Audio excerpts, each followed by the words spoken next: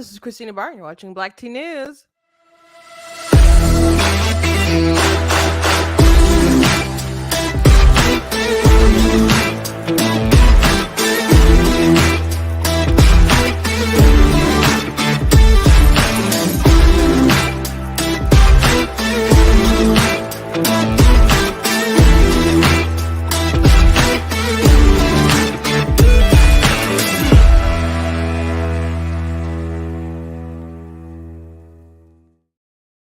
Hello. Welcome to Black Tea News. I'm your host, Christina Barton. Today we're going to be talking about some backlash to Joe Biden's lack of response to what happened in Maui, though they seemed to be, on it now, but he was on vacay and kept saying no comment and stuff. So people were roasting him over the weekend.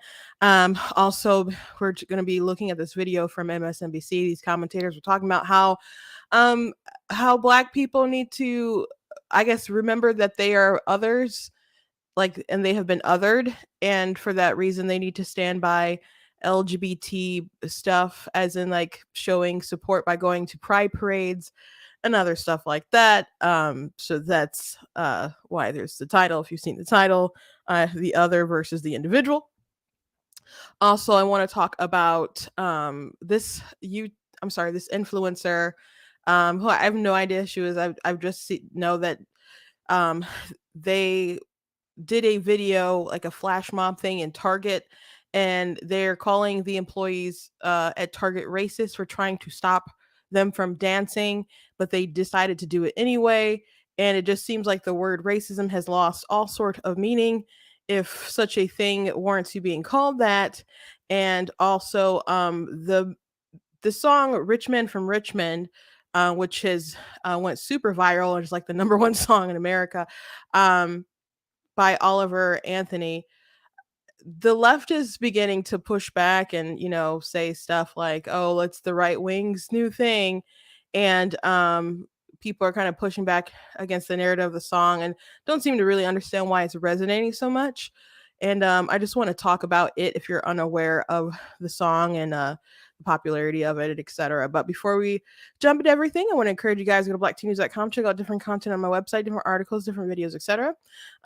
If you like what I do here, please consider going to the website, leaving a donation. It costs to stream and run my website, all that stuff. So if you can support, I very much appreciate it. Whether it's a gift of $10 or $20 or more, again, very much appreciate what you can do. If you can't, I understand. I thank you guys for liking, for commenting, for watching live, for watching back, etc. So there's a link right in the description if you can, though, and you can give via stars on Facebook. If you're watching on YouTube, you guys can do super chats as well. And also check out different merch available on the website, like the My Money, My Business. We got the Black Tea mug. We got other mugs available on the site as well. And you guys can also check out some books that I have, like my book, of course, God is Blatantly Against Abortion, that's available on Kindle. Well, it's available on Kindle for sure, but it's available on Amazon or Barnes and Nobles. And you guys can get it in paperback. You guys can get it in an ebook. This is the only book, this and Slay Your Fear. That's my faith book. That's also nonfiction. Those are the only two that's not available for Kindle Unlimited. The rest of my books, the rest are fiction and range from like children's, chapter books to like young/new adult with like paranormal, romance, historical fiction, etc. All that stuff is available on Kindle Unlimited. So you have a subscription to that. As long as you read it and click, go through the pages, I will get paid. So if you're interested in a good read, go ahead and check my stuff out. So I do not have a meme to share with you guys starting off. I usually do, but I don't today. But really quickly, I do want to say that if you have heard, there was an airplane crash yesterday in Michigan, and it was at an air show, and which is crazy. I mean, I haven't been in an air show in a long time, but my dad has at least taken us like maybe once or twice to an air show, and there was a plane that there was an error, and people caught on camera with the pilots ejecting. So thankfully, it seems like no one was hurt. The plane did crash, but it crashed in a parking lot. So from what I can find, it looks like everyone's okay. But what a scary thing to witness.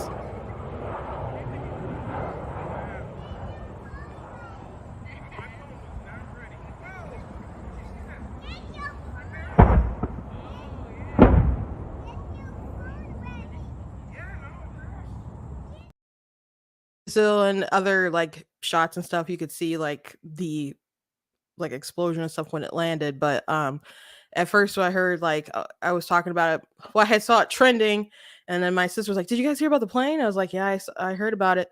And then she's like, "Well, did you?" I'm like, "Hopefully, no one was hurt." And they're like, "It landed like in an apartment complex." I was like, so I thought it like literally like landed on like people's families and homes and other things like that. But it apparently it did land in a parking lot. It did land on some cars, but they were unoccupied cars. So that's just one thing. You're like, thank God, that everything seemed to work out there. Unlike the situation in Maui right now. If you've seen what's going on in Maui, there's a huge fire.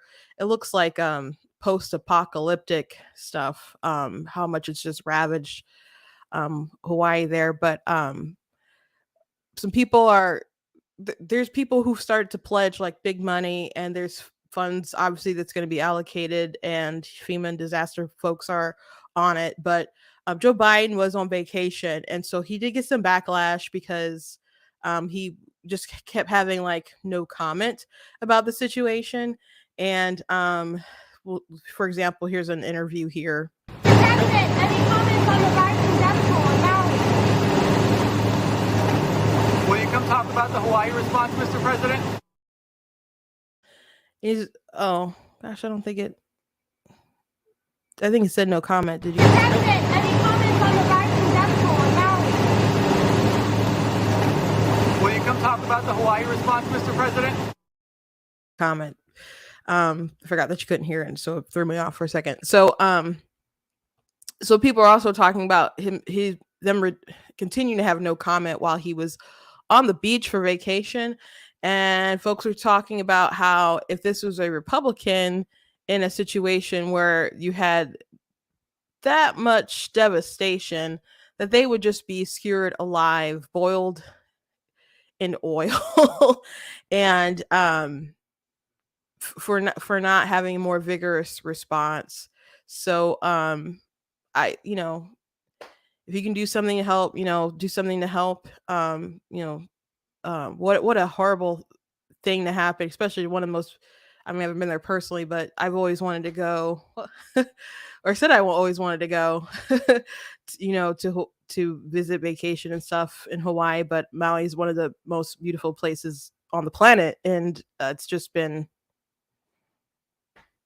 demolished by these fires. So um, there have been casualties. So keep those people in your prayers. So I'll keep you up to date on what advances after that. But I guess Biden's back on the scene from his vacay. They put out a tweet after he got roasted online last night.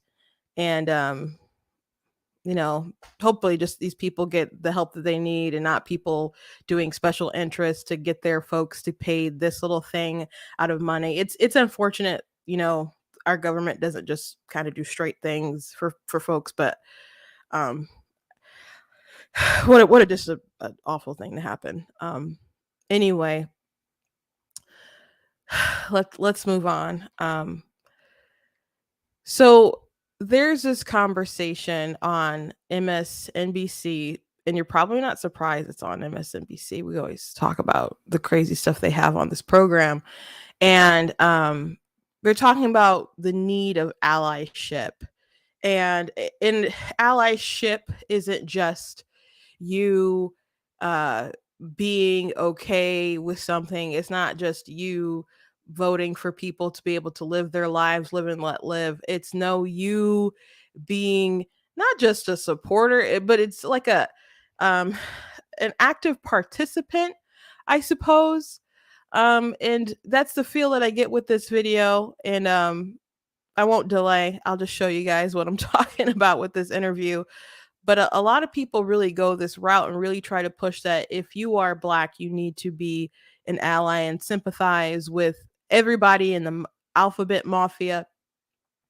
And there are people within the LGBT community that don't want to be part of the community because they don't kind of like the uniform political nature of it, the goals, the sort of things that are pushed so blatantly and so hard. Because a lot of these people do have a live and let live attitude, and they don't want it to be like my way or the highway, and they don't want to enforce stuff on people's lives. And some of them feel like, no, your kid, like you can figure out stuff when you're older. You don't need to have it in schools and whatnot, and push it on kids, let kids be kids, etc. And the mafia is like, no, we need drag queens in every school, as my attorney general said.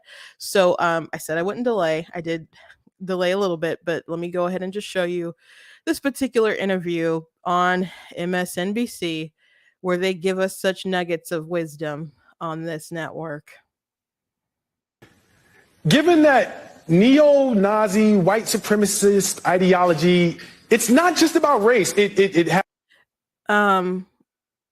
just keep in mind how he keeps saying Nazi, by the way. has elements of sexism. It has elements of being anti-gender in a lot of ways. This year alone, we've seen neo-Nazi groups show up over and over again, sometimes even while armed, at different drag events, pride events, and earlier this year, even at Disney in Florida. What do you make of that from a place of intersectionality? Well, number one, I think the most important thing is that if you have lived a life of otherness in any way, we really have to be allies and advocates for each other, because we share a common adversary. And I think figuring out how to really unite and navigate and, showing up for pride events if you're a person of color who doesn't identify on the LGBTQIA plus spectrum, that is an essential part of your obligation to, to the civic engagement for like big, broad speaking progress. So I just like looking at those pictures and talking about what we're dealing with right now. I think about, the protests that we watched in the 60s. My grandma was at Fisk during the Nashville sit-ins, and the white kids whose grandparents were spitting on those black kids, they're my age and wandering around Nashville. And I talked to my grandma about what it was like to live through that time, and she was scared and it was hard. And those white kids are hearing something at home too. And I think that that's really complicated because we have not addressed this stuff, and now it's reemerging in this like MRSA virus way. That's very frightening. And I just think we have to be so vigilant about, honoring the people who are other in ways that we are not, because we are all in this together. Vigilant indeed. So,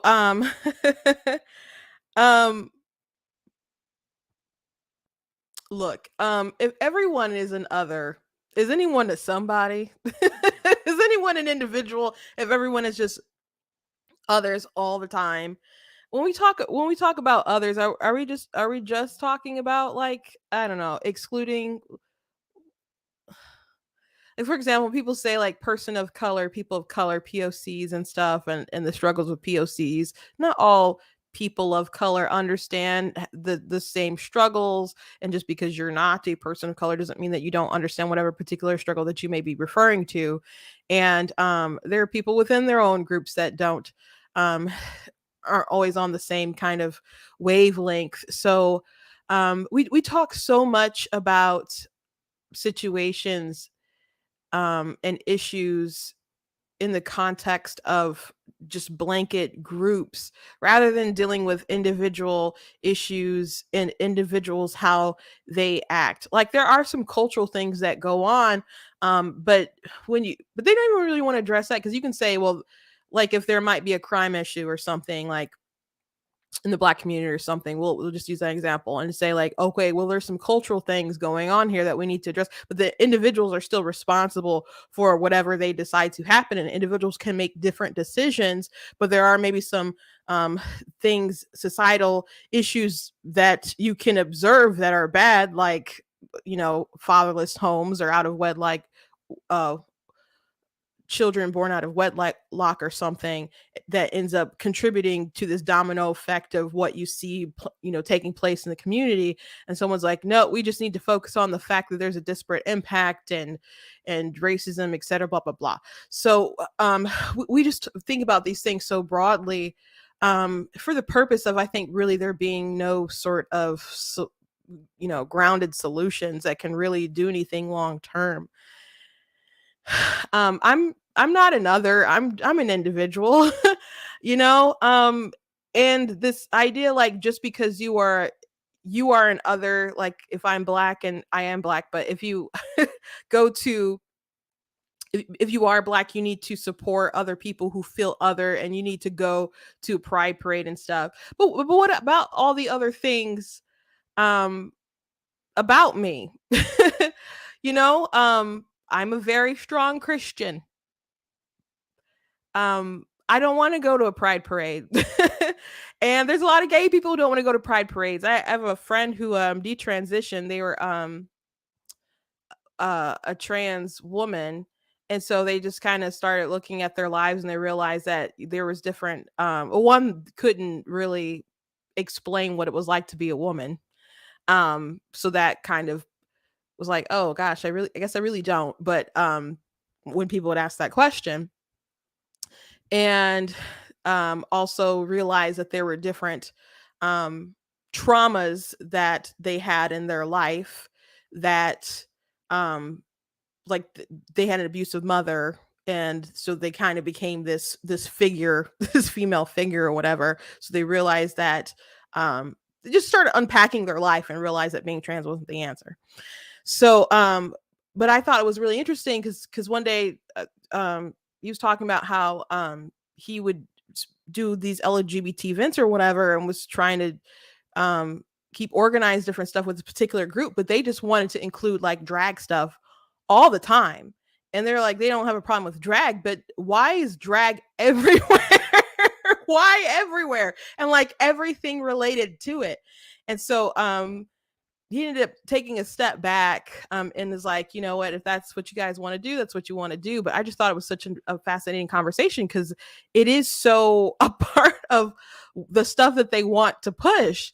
That was it like 2 years ago, we read an article on the show, and you can look it up, but it was like why we need to see kink at pride parades. I think it was in the Washington Post. And they were just saying that if your kids go to pride, they need to see that people are different and do things different and love different and are just uniquely themselves, doing like weird, creepy sexual stuff. That was their argument, that people just need to see it because that's how people are. And we need to just, I don't know, respect and appreciate and uplift the people are freaks. And they didn't quite put it that way, but that was the gist of the article. You can go ahead and, look it up yourself. And I don't want to see that stuff. I don't want to celebrate that stuff. I would rather shame that kind of weird stuff, to be frank. I think some shame is kind of healthy. So but there's plenty of LGBT people that are just like, no, I just kind of wanted to be with the person I like, and I wanted some tax benefits. they weren't like, I didn't really want to like decay all of society. So saying that you have to be an ally and go to these different things to show allyship in that sort of way, it just doesn't make sense. And you're making demand of people outside the community that not even the whole community even wants to do. And then there's the whole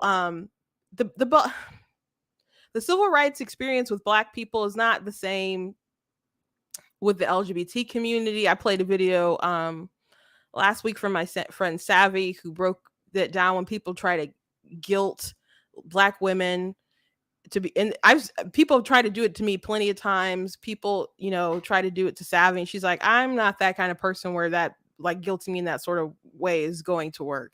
It's just not going to work. So you can stop it. It's really not the same experience. Me existing as a Black person, Like there's no merit or anything in your different ethnicity or whatever. This just how you couldn't help it. Your parents, are whatever ethnicities. They get together, they make a baby, you exist, right? Um, so people coming at you at those sort of characteristics that are on your body that you can't help or whatever.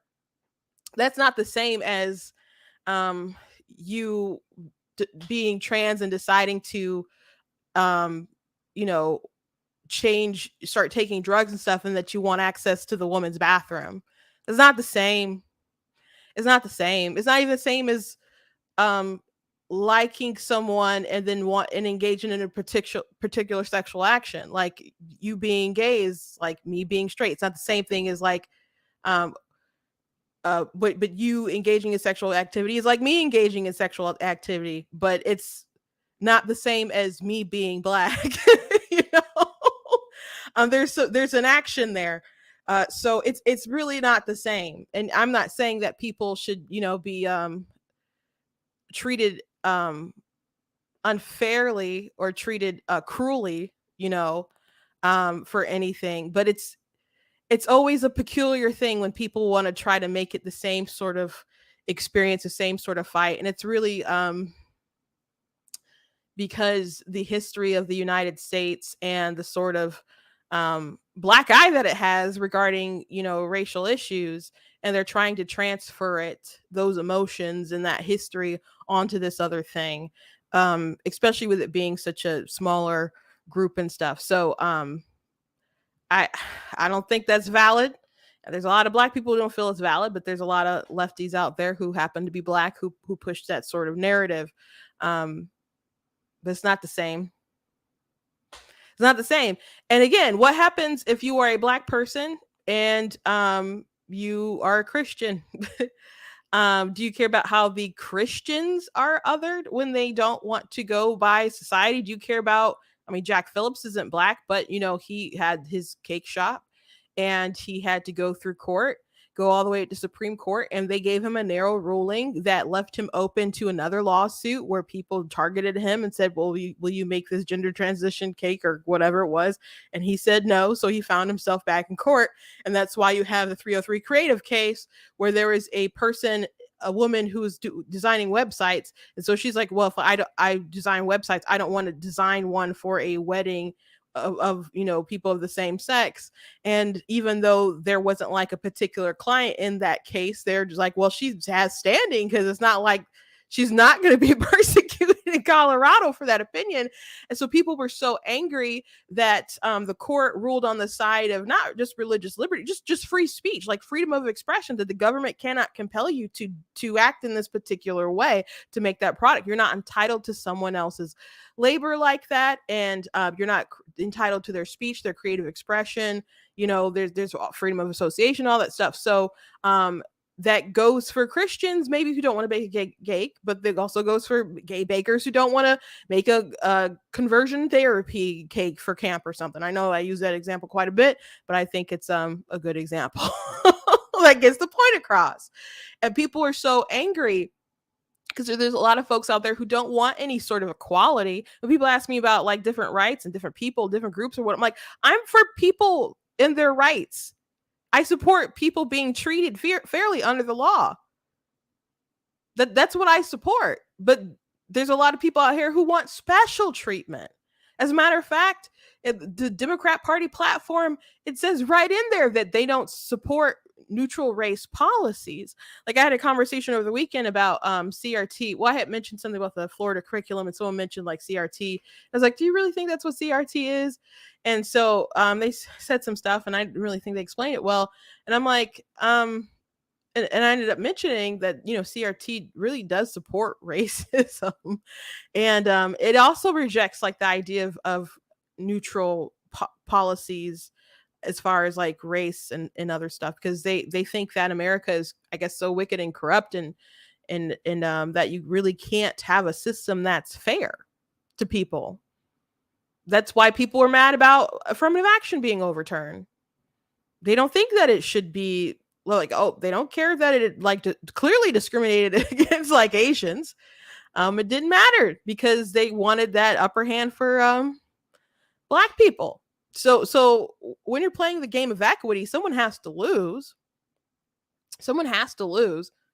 But why can't it just be fair as possible? Because they don't want that.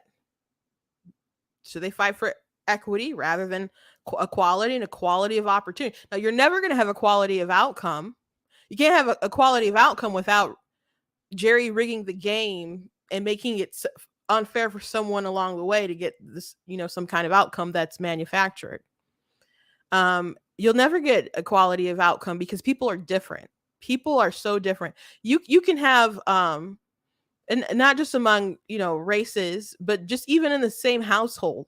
Like we're all so similar, and there's 7 kids in my house. I'm not but my parents had 7 kids. We don't all live together anymore, but and we're all so similar. Obviously, have the same 2 parents. But you don't always have but not every child has the same experiences with all the parents, because the parents are learning and they're growing. And they're at different stages of their lives, just as they have these different kids, and each one they have a different knowledge. By a certain point, they might get a little burned out and maybe treated the other ones earlier, like with a more watchful eye than maybe they do with the other ones. And they, hope for that the other older siblings will watch a little bit more to help out and stuff. So even within like the same household, with people with the same morals, as people's same values, going to the similar schools and living in the same communities and stuff, you're not going to get same outcomes for all those people as well. Things are going to be vastly different for folks. So how are you going to force like an entire nation into some kind of equal outcome? It doesn't make sense. It's not possible. It's definitely not possible unless it's really not possible, period. But the best you can do is to rig the game along the way for different people. And even if there's different folks you might want to help at a different level, like they're a lower level, and you help them maybe with finances or money or whatever, they might still end at a lower level than someone who is just like basic sort of level, financially, like maybe middle class,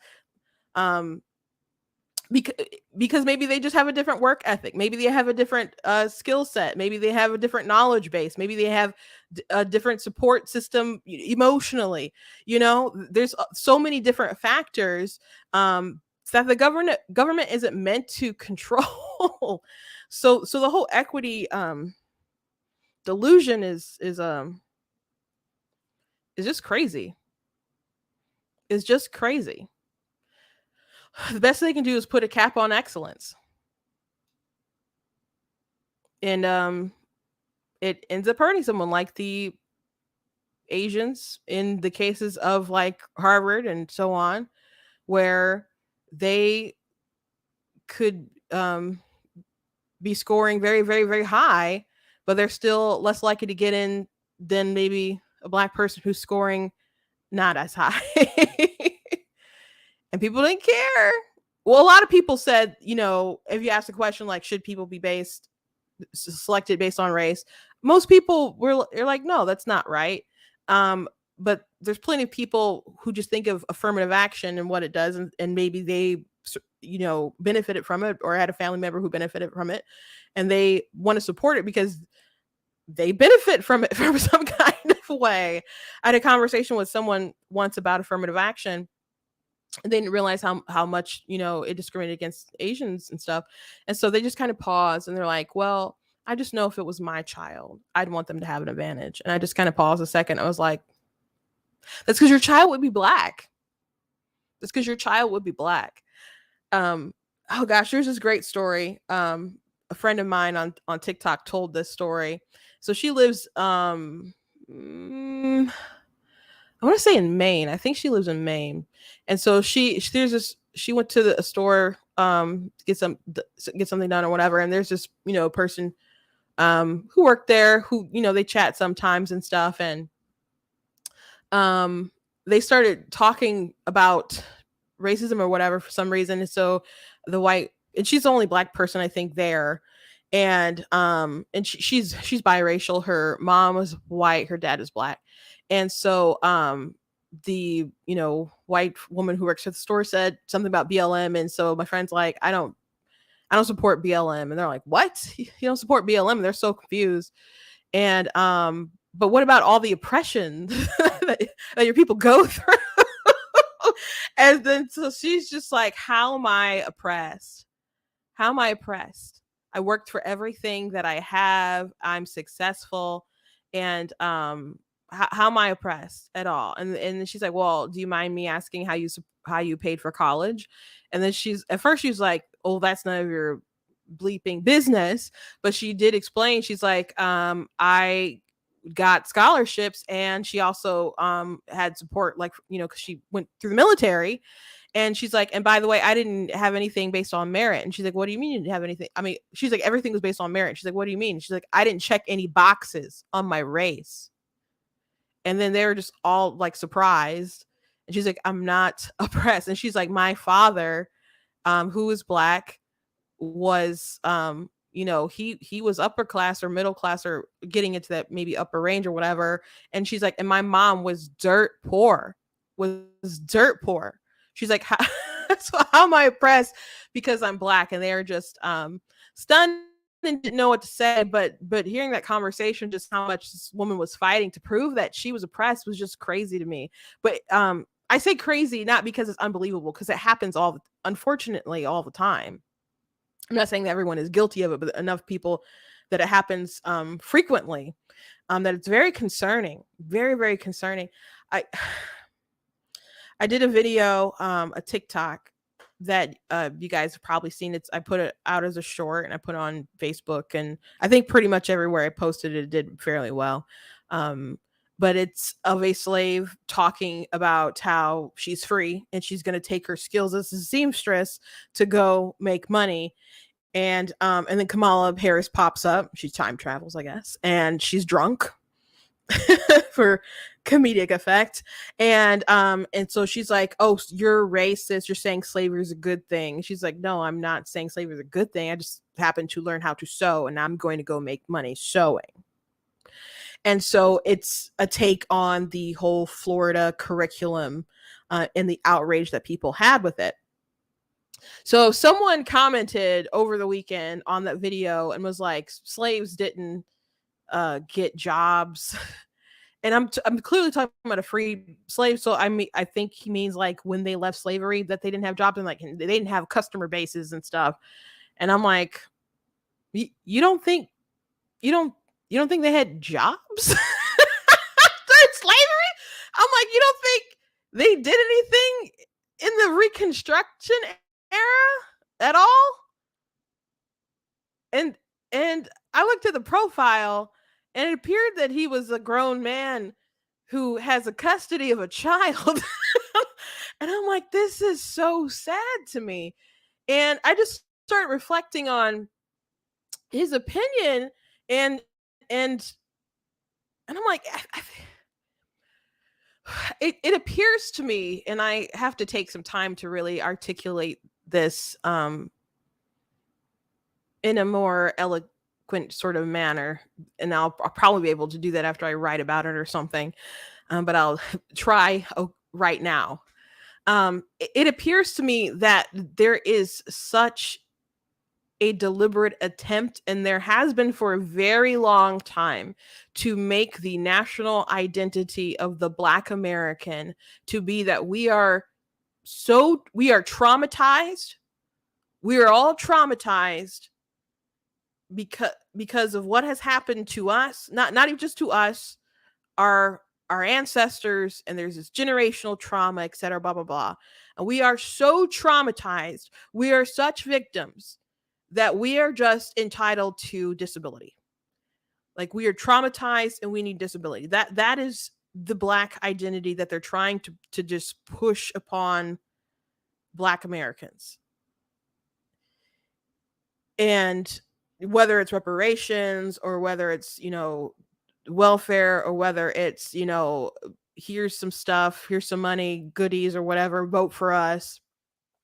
Whether it's, things like advocating for not having neutral base policies in the law. We need to construct some kind of advantage here for these Black people, because not just that something was done to them, because no one can argue that obviously things were wrongly done to Black Americans within this country. And outside of slavery, Jim Crow and Black Wall Street and other kind of tragedies and other things that have happened, and just pretty prevalent racism. You can't say that those things didn't happen, but because they did happen, that we are just so fragile and disabled, incapable. And I appreciate the Florida curriculum. And when I was reading through, I'm like, there's a lot of cool things in here that would have been nice to know, I guess. Now, a lot of people complain about history, and I'm like, there's only so much time in the school year, and everybody, it's like, how much longer is school going to be if you include every single thing in it? But I'm like, it would have been nice to know at least a lot more about Reconstruction, I think, because people have in their minds, there's slavery, there's Jim Crow, there's civil rights, and there's today. And I didn't know, gosh, this is so sad. I didn't know that there was Black people who served in the Congress and the Senate until an episode of Glenn Beck when he was on Fox. And he's just start looking through history, like, here's some things that they don't teach you. And I was like, oh my gosh, that's really cool. I'm like, how come we didn't know? And there's certainly a lot that I've learned as an adult, and that and everyone can learn things, especially as an adult. Or if you're a parent and you have kids, there's a lot of things that you can teach your kids. You don't have to wait for a teacher who's in charge of like 30 other kids to get around to teaching your kids important things that happen in history. You are responsible for your child. and you can teach them anything you want, anytime. You have that capability. But I'm just like, there's some things that I think would have been nice to know, so people don't feel like we're just perpetual victims. And so when I was looking at that comment, I was like, I got to do a video reply to this guy, because I had just heard of a story of a week ago or two ago. I saw someone shared a story about a slave who, former slave, who became like the potato king, and he grew more of this particular potato than anyone else in America. Let me see if I screenshot the story so I can just read the post. But it was a maybe I didn't.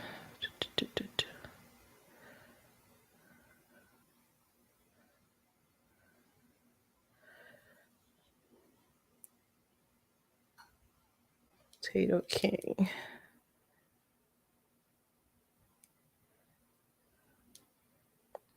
Oh, there's actually here we go. Junius George Groves. He was 6 years old when the 13th Amendment was abolished, abolished slavery, and he became such an incredible potato farmer that they even had tracks near his home, so they could just load up the supply. And he was one of the wealthiest Black families of the time, and they had modern electricity, other modern inventions and stuff that would have been in the home, and because they were so well off, because he just made such an enormous life for himself. I'm just like, what? That was news to me. I hadn't heard of him. But I'm like, I wonder if this dad has ever heard of him, because they apparently don't think that former slaves got jobs and were able to make a living and sell things. So as I started reading a little bit about this story, I read from somewhere that it was in a book by Hold on, let me pull it up.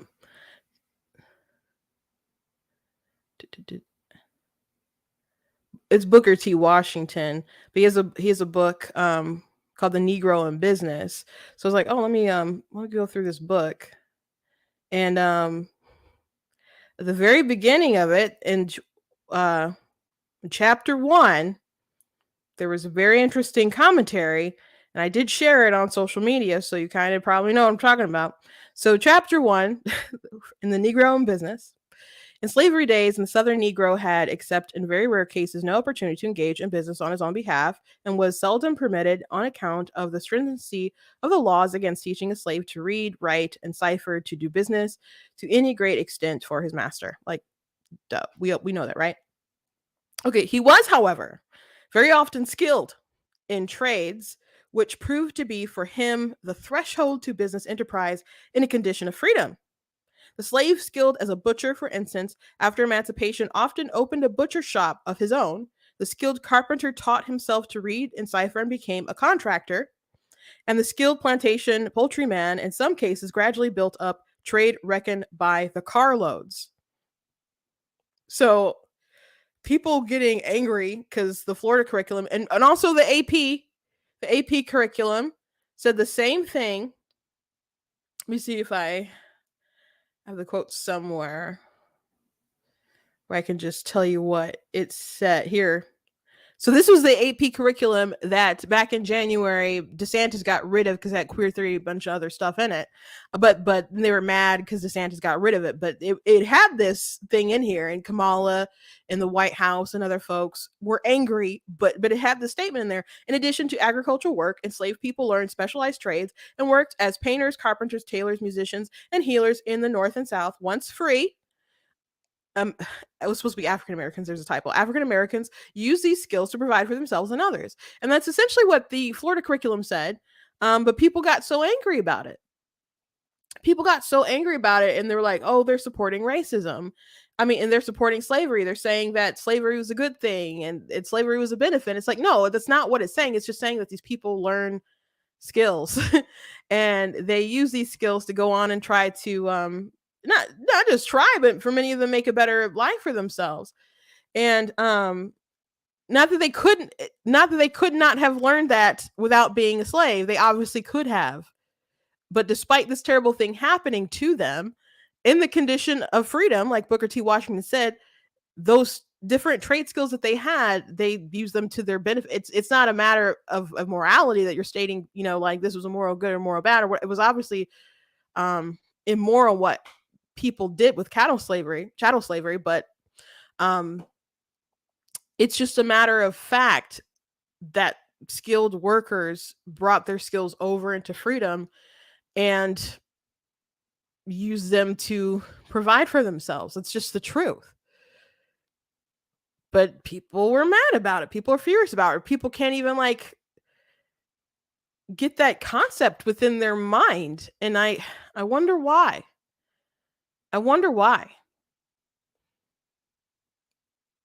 So it was just baffling to me that they did not believe that people had businesses and used their trade skills and had clients and so on. It's just history. I'm not saying people weren't racist and all kinds of other things. They were. There were crazy people who did all sorts of stuff. No one's denying that. And as a matter of fact, a lot of stuff is in the curriculum. No one's denying bad things happen. But I wonder why there seems to be just a bob and weave and a dodge of the resilience, back when there was a big controversy with the Lift Every Voice being sung at the Super Bowl. And I wrote an article about it, and a lot of people were angry that they sang the song there. And I was like, I don't think the attitude that people have about it is helpful. And I explained why. And some people are angry. I'm like, did you read my article? And they read the article. I'm like, okay, I agree with you. But the reason why I like the song Lift Every Voice is because it speaks to a different attitude that is just so absent today. And the attitude is that we, with our faith in God, we were able to endure what happened. And because we were able to survive and endure what happened, we believe in a better future. It's a song about perseverance and diligence and optimism. And that is not the message that we really have today. Um, Not in the least bit, because if you don't believe what I'm saying about the identity that they're trying to inflict with on people, I've showed this so many times, but there was a graphic about the national from the African American History Museum that the Smithsonian made, and they talked about whiteness in America and white culture and different things that can be attributed to white culture and whiteness in America, and things like I, you know, believing, in that there's what in the one God concept. So all like just wipe out the Abrahamic faith, right? That's just all white stuff, right? Which is crazy. Nuclear families, uh individuality, really, or rugged individualism, the critical linear thinking is a sign of white culture. Um Being on time, that that you plan for the future. That tomorrow will be better. So there goes that optimism there. That's a white thing, guys. And they're not saying that black people can't have these sort of attributes or traits or whatever, but if you have them, that's just because of the white culture around you. So I think the ultimate idea here is that if people can't show up to work on time, or if you expect them to, a black person show up for work on time, then that's because you have these white culture sort of identities, I guess, impressed upon you, and you shouldn't I don't know, give people with different identities a hard time if they respect authority and property and all this other kind of stuff that they have here. So um which all just looks like communist nonsense to me. So it's all like, I've been wounded, we've been wounded, therefore give us stuff. And if you read the book Color, Communism, Common Sense, the dots start to connect. So I when conservatives really shoot down like the, I don't know, systemic racism and different I don't know, conspiracies about like or against black people, I don't think that's correct. Because there's always been a conspiracy against black people. But it's to make them perpetual victims forever. So that's what we need to fight against. um that's what we need to fight against. And back to this to circle back to the MSNBC thing about black people know what it's like to be othered, so we need to jump on another othered struggle. um Again, that would deny and a lot of other morals and values and other things that um a lot of black people would have, but we're supposed to set those things aside. It doesn't matter my views as a Christian woman. It should matter that I'm a victim, that I come from a line of victims, people who've been victimized. Therefore, I have to um, put that on the forefront and empathize and celebrate and uplift these other victims, even if the thing that they want to uplift isn't just them being treated fairly, even if it's just like also drag queens in schools and showing inappropriate books to kids. Like, I have to embrace the whole sort of depravity because of my branded identity that they're trying to, you know, take a hot poker and shove it into my soul. And because I'm a victim, because I'm disabled, I have this disability of ultra oppression. I have to be on the side of all these other people, even though we may be opposed ideologically. But they claim that we have the same enemies. Now, if they want to talk about people who are, supremacists, like white supremacists, neo-Nazis and stuff, those people are trash. They're garbage. True, but if you want to show pornographic stuff to kids, I also think you're trash. We are not allies. We are not allies. I will ally myself with other LGBT people who think that stuff is gross. But I'm not gonna march in your kink parade because I'm another, or you want to other me. I'm an individual. But rugged individualism is a sign of white culture. You guys saw the list. So anyway, I have to construct those thoughts a little more concisely, I suppose. But I hope you guys are enjoying the rant. I'm kind of just spilling my feelings here. Last thing I want to address. I think this is the last thing I want to address. I can't remember what all I put in my summary. The last thing I want to address is this video. Oh gosh, no, I wanted to talk about the Richmond song. So there's two things I want to talk about. But this shouldn't take that long. There's a girl named Baby Stormy, I think. And so she has a song that she put out some time ago, I guess. It's pinned to her profile on Twitter. And so she went to Target with a flash mob of people, I guess, and tried to do a dance. And Baby Stormy is her name. And there's a lot of people, and they just try to do a dance in the middle of like the main hallway, and they try to stop them. And then they're like, oh, the tweet is, this racist Target employee called the police on us for dancing at Target, ... So we danced anyway. And then, there's like a happy face and then like a handshake thing. There's a note here from Twitter. Readers added context. There's no evidence that the employee is racist. Target has a policy that shopping should be distraction free. From the video, it would appear that the group is filming and dancing, soliciting attention, which is against Target policy. So, no evidence there that anything racist happened, but that's what they wanted to claim, because just if anyone obstructs you and they happen to be white, I don't even know if they have to be white to qualify as if they stop you from doing what you want to do, then you call them racist. But yeah, this was clearly like an obstruction and a distraction.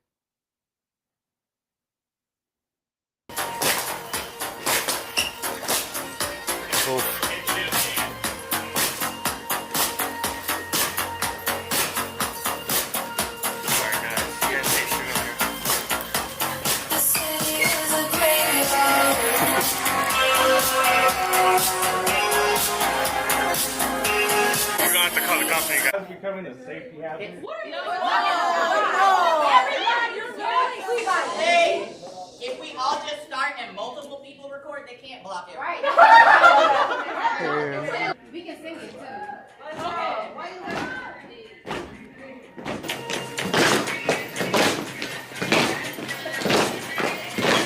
It's a graveyard. Can you move your beat?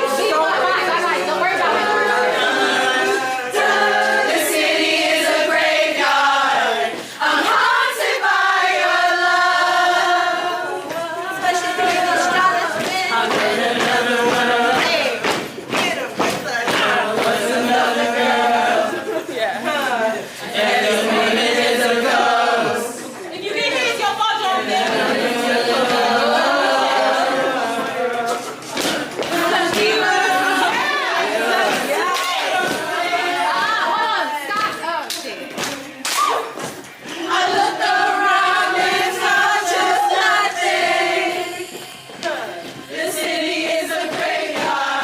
Okay, so So they don't really sound great, at least on this. And they all don't know the words either, but some of them probably just so they're to dance, for, I don't know, their friend, or they get the call on from Craigslist, or I don't know. But yeah, people aren't racist just because they don't want you to dance in the middle of Target. So there's some people who are like, this is cultural appropriation because they're, like all goughed out. So there's white people saying this is cultural appropriation. But yeah, it's not racist to not want you to just block the aisle in Target, and then you're loud and as a group and you're stomping and you're dancing, and like I know it's a thing where people show up and just dance in the streets or dance in different stores or whatever, but you got like 30 people there. You got like 30 people there. And then when you make a video or something, I guess I did a stealth sort of video at Target. It was like is that Cardi B's song that's Money? And it was we did Mommy instead, and so it was with my sister. But we just, I think I did have a camera, and she's just like, it's just her, and she's like getting diapers and in the aisle, and it wasn't like obstructing much of anything. It was just going online and not selling the music or anything. But this is something where they're like doing a flash mob, and this is a song that she has, I think, that's out. So I don't think Target would take any sort of action and be like, you got Target stuff in there, therefore you owe us some money. I don't they wouldn't do that or whatever. And this probably wouldn't be anything big or something that we'd be talking about, except for the fact that she posted the video claiming that the Target employees were racist. And it's just so ridiculous. The attitude, the audacity of people to just be able to lay that accusation on people is so ridiculous. And that's, there's people that you say that you accuse of racism and they're just so hurt internally. And then there's a lot of people though who just shrug their shoulders and be like, you're an idiot. Like, accusing me of something like that's something that's serious and it's not even true. Like, screw you. So there's a lot of people who, you keep throwing around different labels at people. Eventually, they're just gonna ignore you and go about their business and just try to continue doing the right thing. The entitlement is crazy though.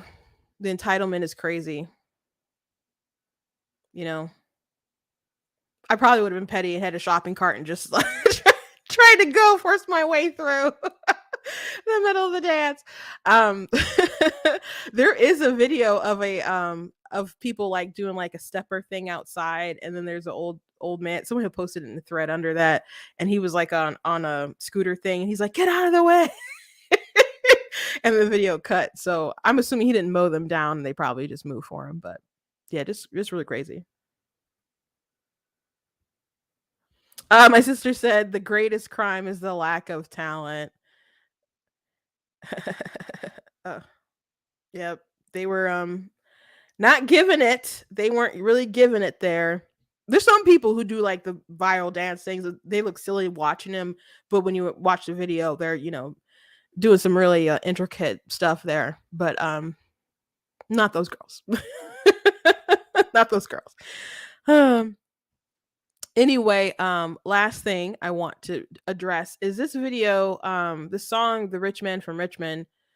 And a lot of people are really gravitating toward this song. And I get it. I certainly understand. And was like the number one song on iTunes, thinks number one in the country. And he's got some other songs. A young man named Oliver Anthony. He was actually doing some traveling and playing for folks, and he's just overwhelmed by the outpouring and support of people who really are enjoying this song. And I think is really his often. He's got a good voice, very raw voice, but people relate to the song very much. And so I'm gonna play a little snippet. I'm gonna play a lot of it or the whole song because um I don't want to get dinged with copyright. I know he's a like indie artist and stuff, so I don't know what will get dinged or not get dinged. All his stuff is on like the platforms now, so we'll just play a little bit. This is a like a portion of it that he uploaded the other day on his Twitter.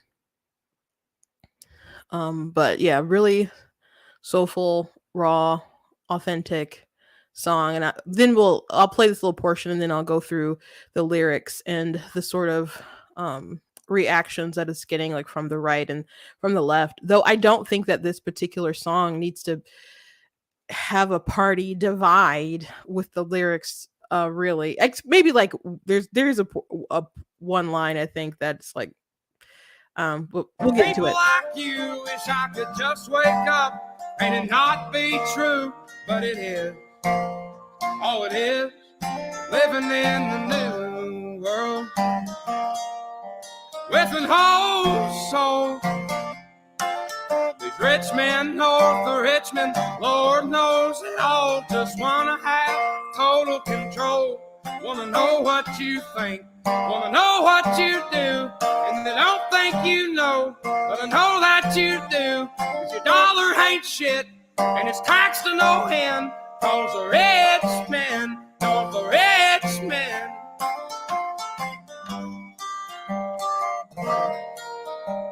People like you wish I. So the lyrics of the song we'll go through. I've been selling my soul, working all day, overtime hours for bleep pay, so I can sit out here and waste my life away, drag back home and drown my troubles away. That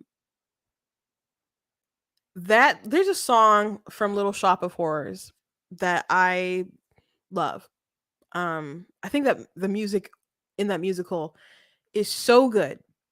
And the movie that they have is so good. I've never seen it actually on Broadway. No, it does not have that happy ending. That's the same one that they had in the film. But and I'm talking about there's one that's really old. And then there's one I'm trying to Steve Martin was in it. Play the dentist. That's the version I'm talking about. Though I think I saw all of the original, or a lot of it anyway. Was watching some of it over at my mom's house one day. But there's a song in there talking about downtown, and the alarm goes off at 7, and you start. Let me just look up the lyrics real quick. I know the song. I sing it all the time.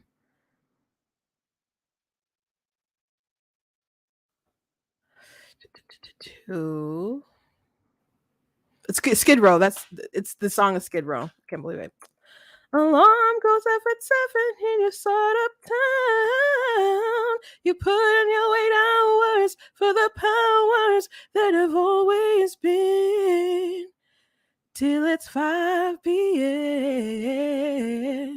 Then you go downtown where the folks are broke. You go downtown where your life's a joke. You go downtown, then you buy your token. You go home to Skid Row.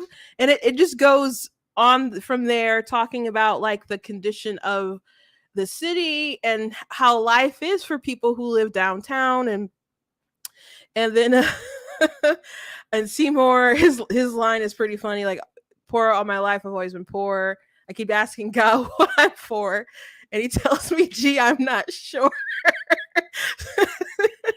And then, but there's a scene when he's like walking around and he's in an alley. And he starts saying, "Someone show me a way to get out of here." And you just feel the desperation in him and the people around him. And so this song like reminded me of that a little bit. And man, there have been times in my life where I was just like working in retail and I just felt so like trapped. I'm like, someone show me a way to get out of here. Like, I'll start climbing uphill to get out of here.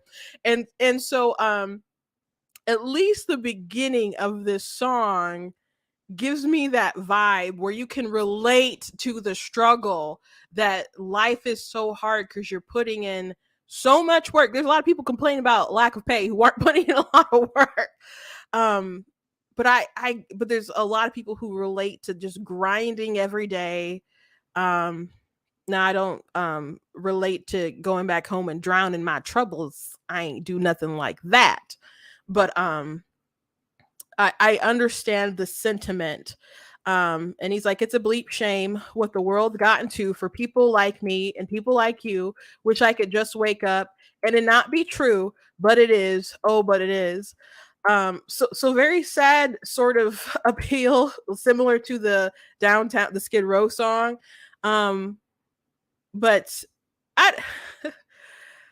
this is more depressing. This is far more depressing because at least Skid Row, I'm just like, is there a way to get out of here? Can someone help? Is it? And that's like at the beginning of the musical, so you're like really hoping there's like some kind of way, optimism somewhere. And this is just like, life is such crap right now, and we know it's crap, and there's people making it crap, and they know that we know, and they're pretending otherwise. So this is much more depressing, but it's capturing an energy and a sentiment that a lot of people do have. Living in a new world. I assume that's a reference to like New World Order with an old soul. Or it doesn't have to be New World Order. It could be just like the world has changed. It's not like how our parents grew up. Like people talk about all the time how their parents bought this house, and if adjusted for inflation, like could have never afforded what they have. People have conversations about that all the time. Like things are just so different, financially, culturally. Live in a new world with an old soul. These rich men north of Richmond, Lord knows they all just want to have total control, want to know what you think, want to know what you do, and they don't think but I know that you do. And we know that they monitor, what we do online, what we put out there, that they suppress information, even true information. We know that's a thing that the government does. Obama was spying on people. And then when Obama was spying on people, it was just like, well, your Congress people knew, kind of. So it's not up to me. It's not my fault. We're all doing it. So, so they want to know what you think. They want to know what you do. They want to control what you think and what you do as well. And we're aware of it because the dollar ain't bleep, and it's taxed to no end because rich men of north of Richmond, and our the price, you work all day, you grind for these wages, and it doesn't go as far as it used to. One day, my sisters were having a conversation about this recession that I'm sure they don't want to really call a recession, but and they're like, man, I think it was my sister Katrina who I saw, and I thought I saw her. Yeah, I saw her in the chat. She said, man, we could at least have some Obama value menus or something.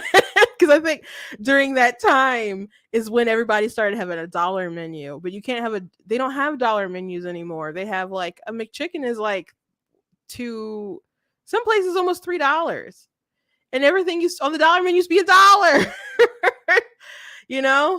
So if you get like a drink and a McChicken and a fry or so, like a small fry, you're looking at like $5 something, almost $6.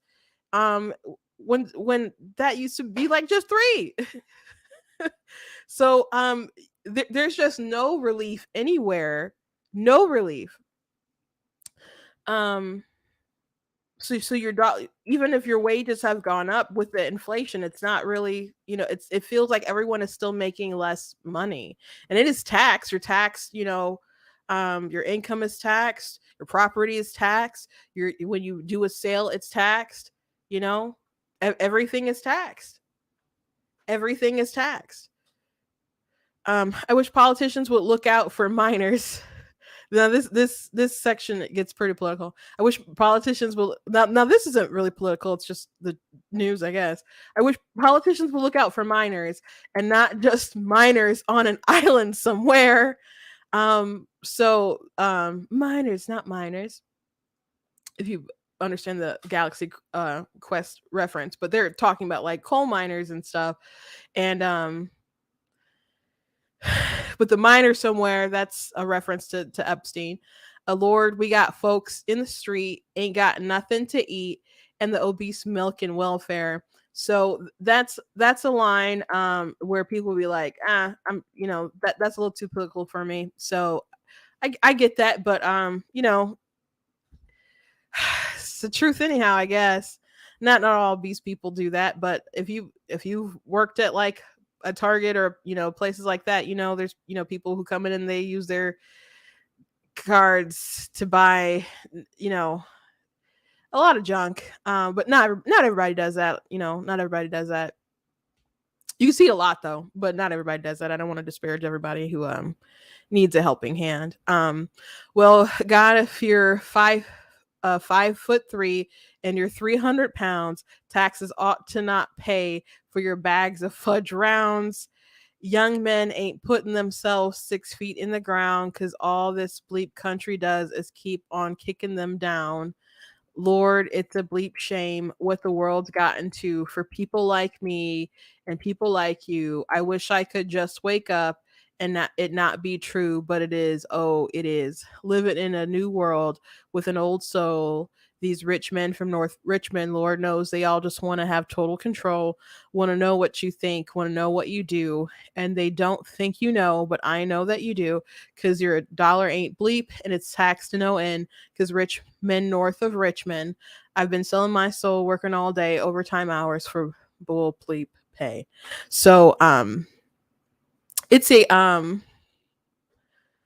good song. That's really captured the feeling of Americans, and that's why it's just elevated this man to stardom and why he's topping the charts. And people like the Rolling Stone did an article just kind of like the alt-right is really into this song, trying to dismiss it. In the video, he's just playing like his instrument with his dog outside and has this really raw kind of voice. I think people feel that it's really authentic. People like an authentic artist. People like something different. It definitely is different, but he's just hitting a chord with people. That's really what it is about. That's why he's seeing such success and why everybody is talking about it in their timeline, and really elevated him and elevated the song. I think I probably wouldn't have and I don't want, not because I'm a big person myself, but to make it kind of a bit more across the board or whatever, I probably would have adjusted the welfare part a little bit. But I get it, but I don't really feel that you have to be on the right or the left to appreciate this song. But people are trying to diminish it to make it a left right thing. From my understanding, this guy is like pretty in the center. People don't care. There's a really great post by gosh, I think I just lost it. Carl Benjamin. Said Richmond, north of Richmond, hits all the right beats about current state of the modern world. Everything is indeed in decline. Our money is worth less, and everyone has less of it, even while they're working harder than ever. The rich people in charge think that normal folk don't understand that the rich are purposely ruining their country, but people are completely aware. They just don't know what to do about it, and it's making them feel the way that the tone of the song conveys. Absolutely. everybody's always complaining about the government, what they're doing with their dollar, how they're spending it. I mean, there's a lot of conversations about like how much money is going to Ukraine constantly, like these, uh, and it's not just that people, it's not that people don't want to help the people of Ukraine.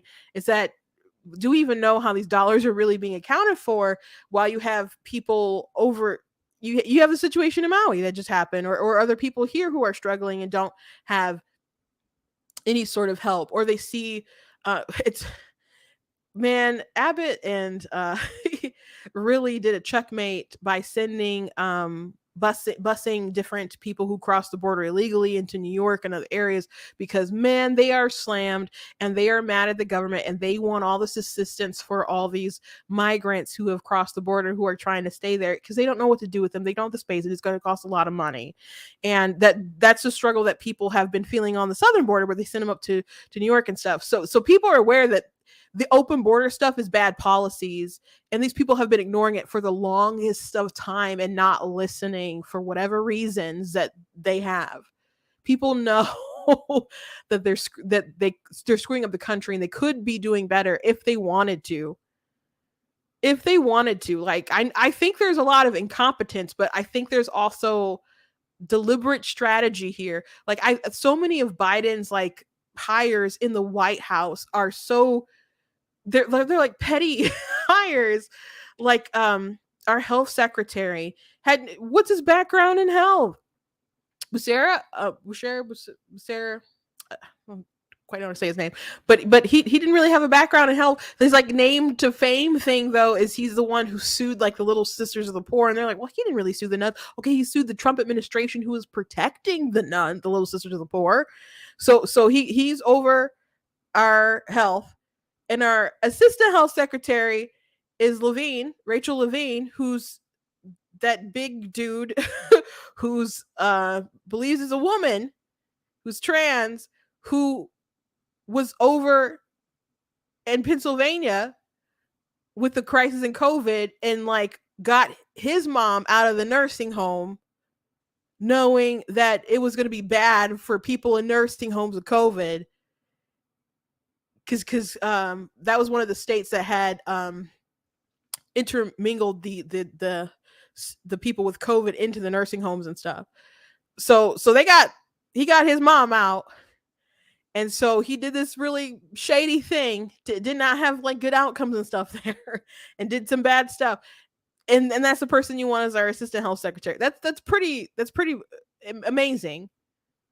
In a very bad way. So this just examples, some examples there, of just a terrifying direction of our country. It really, you don't want to believe that there's people who want to like rip it apart at the seams, but that's what it feels like. And it seems kind of too obvious. Like you're doing the things.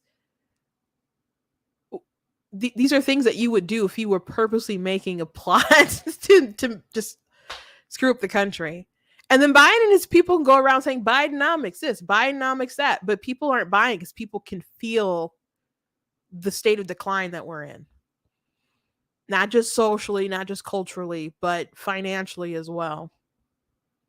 I'm going to go on reading. The people in charge are obsessed with data because they do want total control. They want to use their mastery of technology to leave nothing outside of their perception. Who doesn't have an old soul that misses the old world where your thoughts were your own?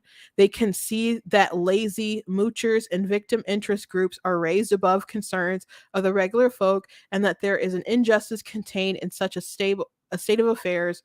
What else is there to do but drown your sorrows and forget your woes? I do not condone that, but that's how a lot of people feel. Find Jesus or something, but don't, drown your sorrows in a bottle. The rich men north of Richmond just expect them to carry this burden and accept their place at the bottom of the world around them as the world around them grows worse, and in any light that might make the future look bright grows dim. It's no wonder why such a soulful song would be the viral sensation.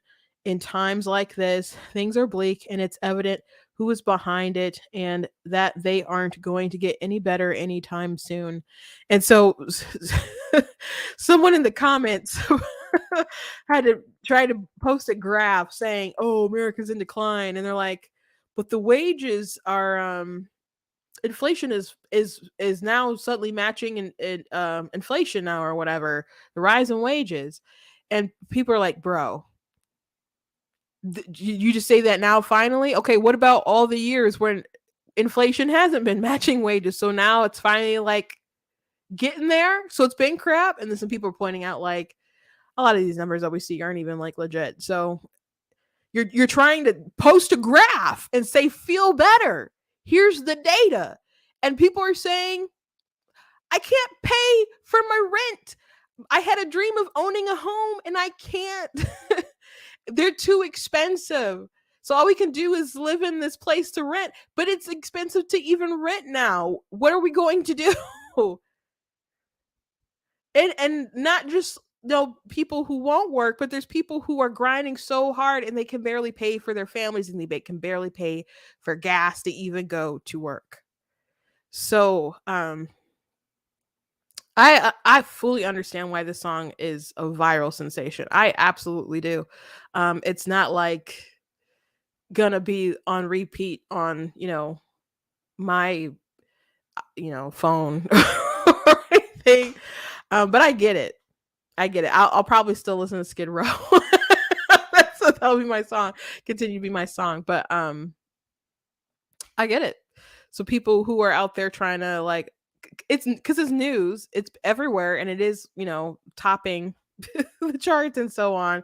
So people who cover it like Rolling Stone and whoever who want to pull it down, and as opposed to actually trying to understand and relate and fix that feeling of despair that a lot of people have, you're just gonna make the problem worse.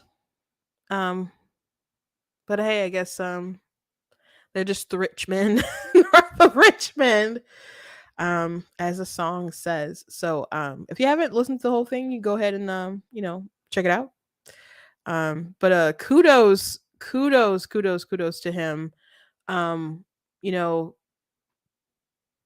To Oliver, what a dream come true. He has other songs that are also doing well that people are checking out. As a creative person myself, and for so many people to latch on to what you're doing, to financially support it, to say that it speaks to them, that is an amazing feeling. So all the kudos to him. Gotta be a dream come true. Okay, thank you guys for joining me today. I hope you guys enjoyed the show. Please go to blacktnews.com, check out different content on my website, different articles, different videos, etc. I'm working on an article, and I have been for a couple of days now, but about if they're gonna impeach Trump, because they impeached Trump, if you look at what they did to impeach Trump and the reasoning behind it, it doesn't make sense to not impeach Joe Biden. And people are like, "Oh, we can't just go around impeaching people." Okay, but you did open that door. And if you are a Democrat who agreed with the impeaching Trump back then, I don't see how you can reason out of impeaching Joe Biden now. Like it doesn't make sense other than he's your guy.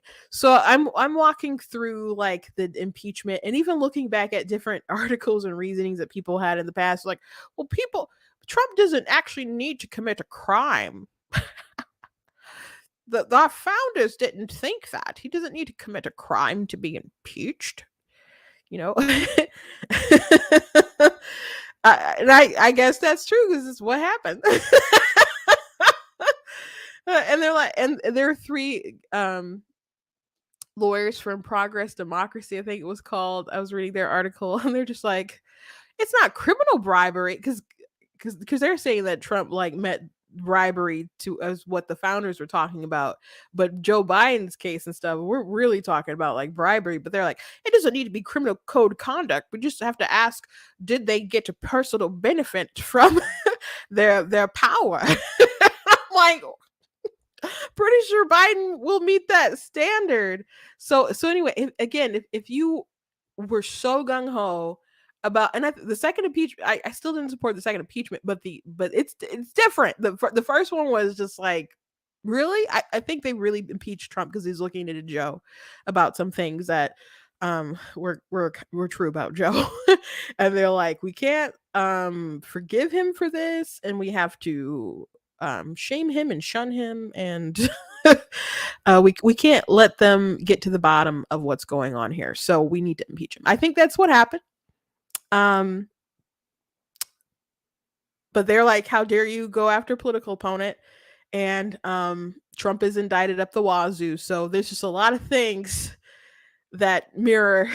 I'm like, it doesn't make sense, guys. So that'll be out soon. So make sure you go to the website and that you hit the email list so you know what's up when different stuff goes out. And there's particular, I don't do an email every time I post an article, but if there's like, you know, a good one, I think they're all good. I take the time to write them, but if there's one that I think is important, particularly important, you know, I'll post it in the email and encourage you guys to look at it. And sometimes there might be announcements that, you know, you may need to see, or there might be times when I can't stream. Like I had a strike, you know, some time ago on YouTube when I couldn't post anything. Couldn't go live. So that's something that if you're on an email list, you could know like what's going on and why I'm just like have taken a week hiatus, which I didn't. I just had like a backup YouTube channel, but most of you just couldn't see me. So just go ahead to the website, put in your email address. If you like what I do here, please consider leaving a donation at blacktnews.com because it costs to stream, it costs to run my website, even like the email that I mentioned, there's a fee and stuff for that as well. So if you can support that overhead in any kind of way, I very much do appreciate it. Thank you guys for watching live, and those of you who will watch back later, thank you very much. And check out different merch on the site. Check out some different books and stuff that I have. You know, as I said, you know, Oliver is probably very blessed that people, you know, are into his stuff. It blesses me when I haven't like topped a, you know, iTunes chart or anything like that, but I have gotten like top of the list in categories on Amazon sometimes. So that's always cool. But I appreciate when you guys check out my stuff and read it and when you like it, obviously. So God bless you guys, and I'll see you tomorrow.